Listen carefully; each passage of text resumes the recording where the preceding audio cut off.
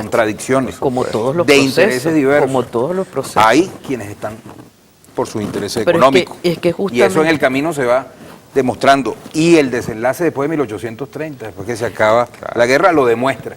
¿Qué se impone? Claro, como orden.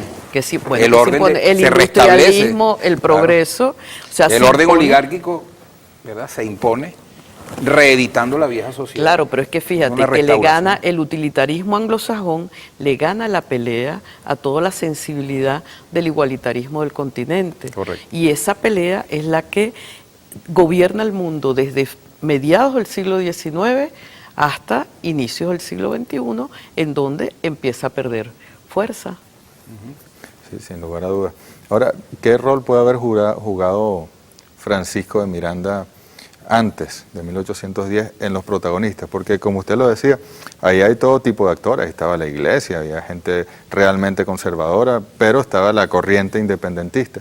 Pero ¿cuál habrá sido la influencia de Miranda en estos jóvenes en ese momento? Bueno, Miranda es un bastión, es una referencia ideológica, es una referencia, es el maestro, el padre, ¿verdad?, es la referencia de los revolucionarios. Está O'Higgins con Miranda. Pero yo también creo que tiene un sentimiento de aventura increíblemente maravilloso. Por supuesto que hay una, pero además propio de la época, porque Miranda encarna, es el prototipo del revolucionario del siglo XVIII, tipo lleno de verdad, de que lleno de pensamiento. De pensamiento, las ideas eran grandes, los planes eran, o sea, nada más pensar que tú ibas a derrotar al Imperio Español, había que sentarse, ¿no? Es decir, tenemos esa referencia como antecedente del pensamiento moderno. Bueno, porque en esa ilustración está, en esos inicios del pensamiento moderno, de la modernidad, está toda esa conjunción de tensiones. ¿De acuerdo? La cosa es que así como a Bolívar está derrotado, yo digo que está derrotado desde 1823 con Monroe, y eso le abre el campo a convencer a Páez para la traición, pero porque es la propia fuerza del mundo exterior la que está pidiendo apropiarse de este territorio que queda políticamente independiente del continente europeo. Así es, nosotros vamos a hacer una pausa y quisiéramos que al regreso tratemos de traer esas luchas a la actualidad y de cómo la revolución bolivariana retoma el hilo que siempre estuvo en el pueblo, pero que al nivel de gobierno se había roto, con excepciones, pero en realidad de 1830 en adelante, bueno, sencillamente fuimos cediendo soberanía, fuimos perdiendo nuestra independencia, incluso en lo político. La década de los 90 llegamos prácticamente a ser una especie de Puerto Rico, pero con petróleo, a ser una estrella más en la bandera del imperio de los Estados Unidos.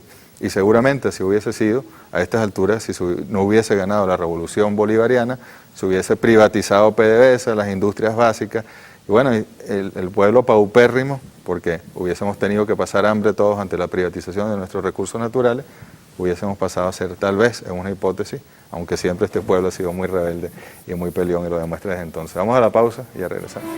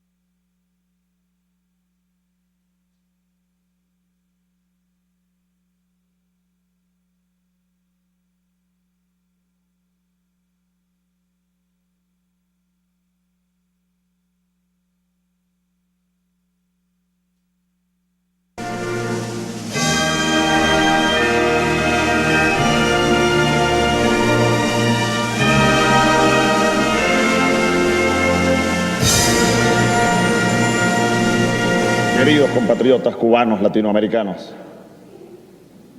algún día esperamos venir a Cuba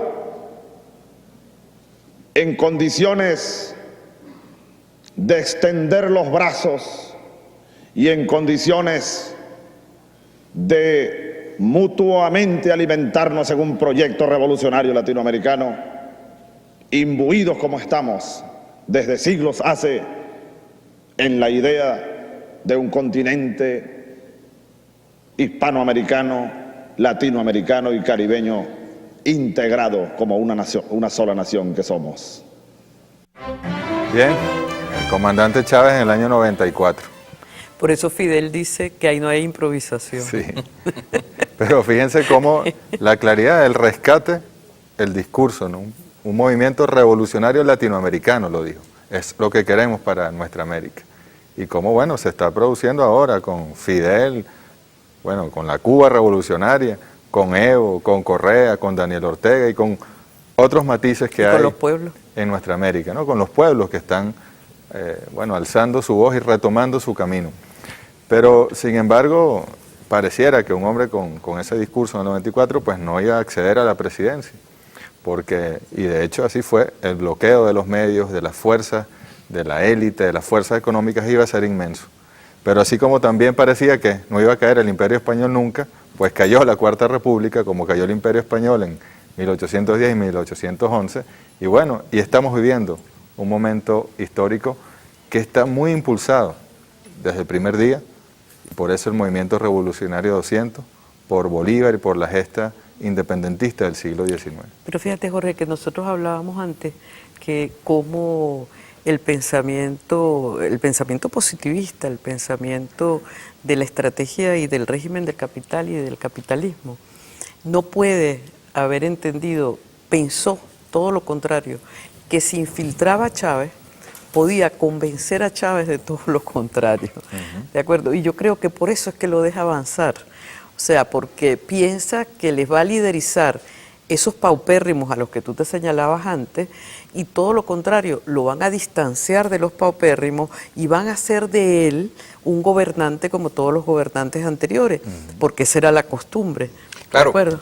el asunto es ese. Esa era la costumbre. Porque la historia les había dado a ellos la razón. Claro, obvio. De que los Desde gobernantes 1830. con un discurso revolucionario, con un discurso de redención social, apoyado por los pobres, ¿verdad?, llegaban al poder e inmediatamente lograban hacerlo que negociara, Claro. que se sentara, que claudicara, y terminaban traicionando al pueblo. Y Eso si ocurrió no lo en todas hacían, partes del continente. Bueno, desde Sí. Páez aquí. Y si no Y en Venezuela claudicaban, ni hablar, todos, absolutamente todos. y si no claudicaban, los mataban como Allende. Los mataban, los sacaban del poder, les daban golpes, etcétera. Hoy hacen como hicieron a Zelaya, ¿no? Lo sacan del país, inventan una tramoya. Pero con el nuestro, se equivocaron. Van ya cerca de 11 años y no ha cedido, lo contrario. Ha hecho cada día acrecentar su compromiso cada vez más con los pobres, porque ese es un poco el discurso, está fundado en eso, un sentimiento hacia el pobre, hacia eso que él habla constantemente, ¿verdad? Su vinculación con los pobres de la tierra, con los que no tienen nada, pues en esa raíz también cristiana, ¿no? Claro, pero Del fíjate que si uno hace una lectura del Chávez desde el 94 hasta ahora, es cierto que en las grandes líneas es exactamente, o sea, es fiel, pero yo creo que una de las cosas más importantes de este proceso revolucionario y en donde el pueblo afirma cada vez más y se confirma en el liderazgo de Chávez es el reconocer cuando no hace lo que ha debido haber hecho. Yo creo que eso es bien espíritu importante. autocrítica también. Eso es De realmente ir corrigiéndolo. importante y es totalmente antiautoritario a lo que le dice el enemigo que le dice autoritario y dictador. Fíjense, vamos a ver al comandante Chávez 10 años después, en el 2004. En ese momento se declara ya definitivamente la revolución antiimperialista, para luego dar el paso hacia el socialismo. Pero antiimperialista como fue antiimperialista, por supuesto, la lucha de aquellos que en 1810 dieron aquella estocada al Imperio Español. Adelante. La solución de nuestros problemas no está en el norte, está aquí en el sur. Nuestro norte es el sur. Para nosotros no hay norte, para nosotros hay un sur. Esa es la verdad. Y esa lucha está tomando calor de nuevo.